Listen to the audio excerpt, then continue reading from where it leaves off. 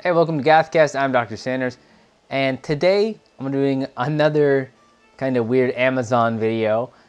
This time I'm going to be looking up reviews on very popular goth, things like movies or albums, and looking at the negative reviews to see what people say. Because I've seen a lot of really funny negative reviews pop up and about certain products, and I thought trying to search out some goth ones would be funny because we really live in the world today, at least at the moment, where everything is either I absolutely hate it, despise it, it's the worst thing ever, I can't believe it's ruining my life, or oh, this is the greatest thing ever, I can't believe there's not more of this. And I know quite a few people who are into goth things that are this way, so I think we should probably get some interesting results. So let's check it out. I haven't really done any research on this, but I think, it'll be funny.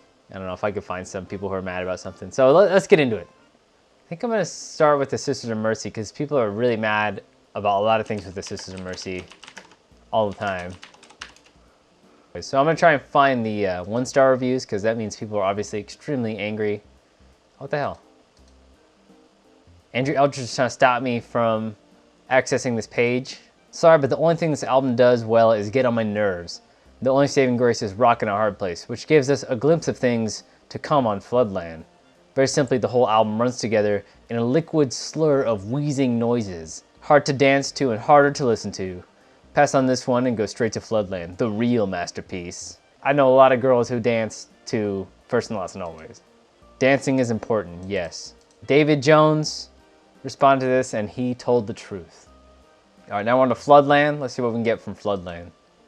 This is a review written in 1999. It says, the Pale Prince's Puerile Pandering. Puerile? Whatever. Little Andy E., the Pale Ponce, spews forth another scary assortment of noises that go pompous in the night.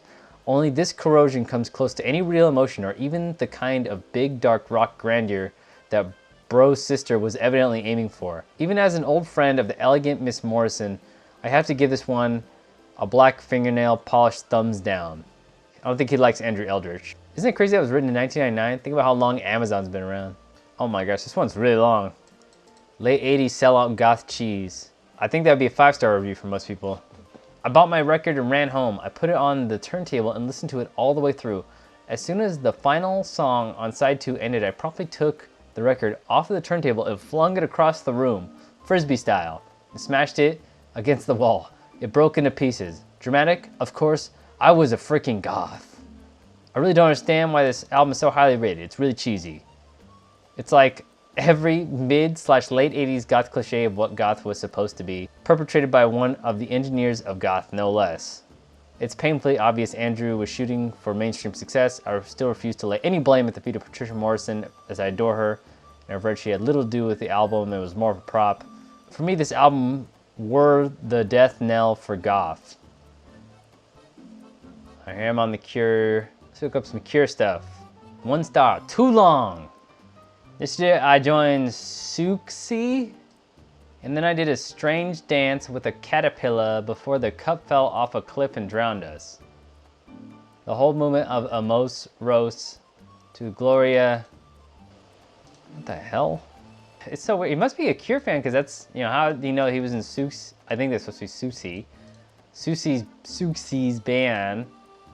And a caterpillar, and I think they fell off a cliff and drowned us. Is they talking about the Close to Me video? I don't know.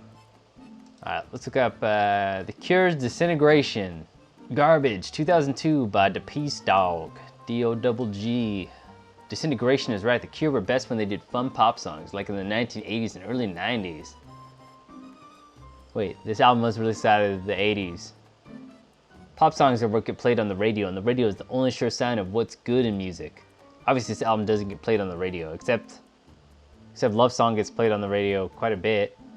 Yes, it's very cinematic.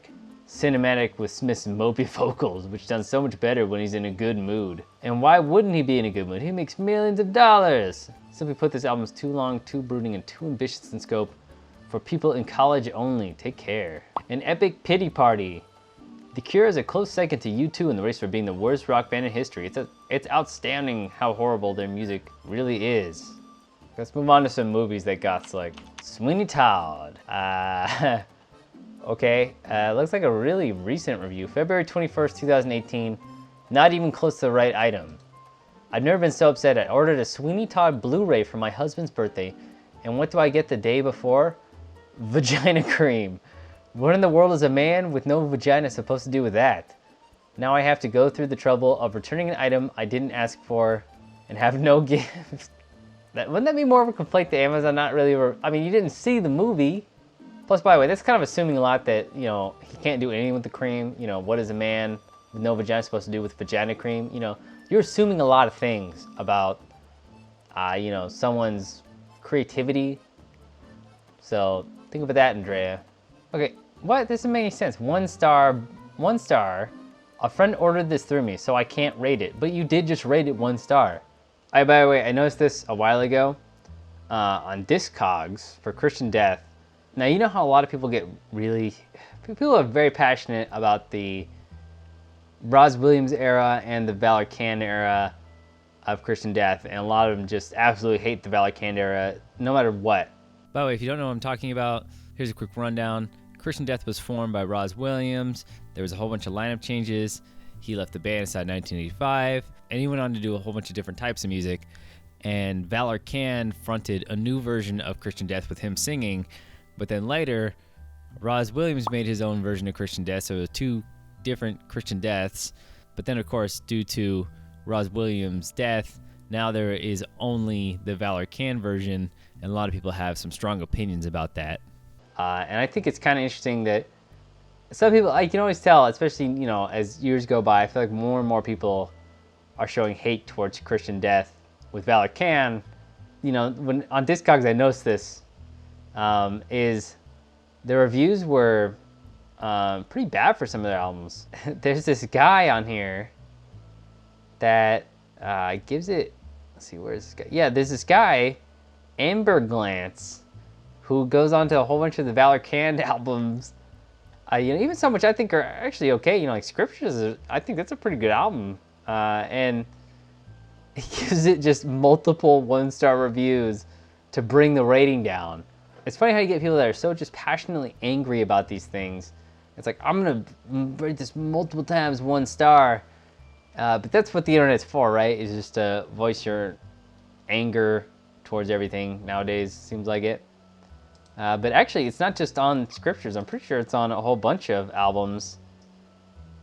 Let's see. Yeah, Amber Glance again, right here. Yeah, he just went to like a whole bunch of Christian Death albums and did this. So that's 3 albums in a row. I don't know. I'm actually curious. I wonder how many albums he actually just kept rating 1 star. Oh, this guy is really... Yeah, geez. I think this guy might have gone to every single Christian Death album that has Valor Cand singing and just rated it 1 star. So I don't know who that's helping, because I have this striking feeling he actually didn't listen to the albums. Just call me crazy. He might have. I mean, I might be completely wrong here and thinking that he actually went and listened to all these albums and then very objectively rated them.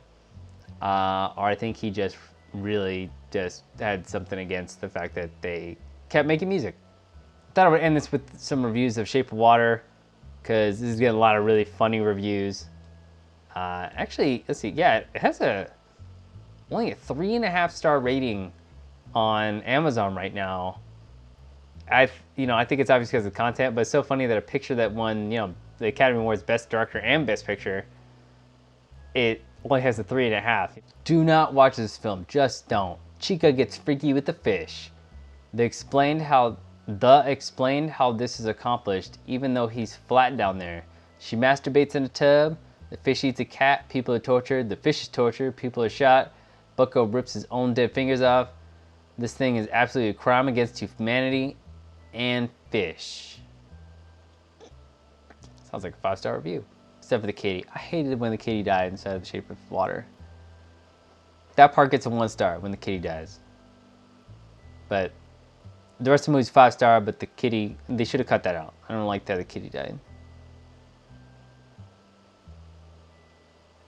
The end.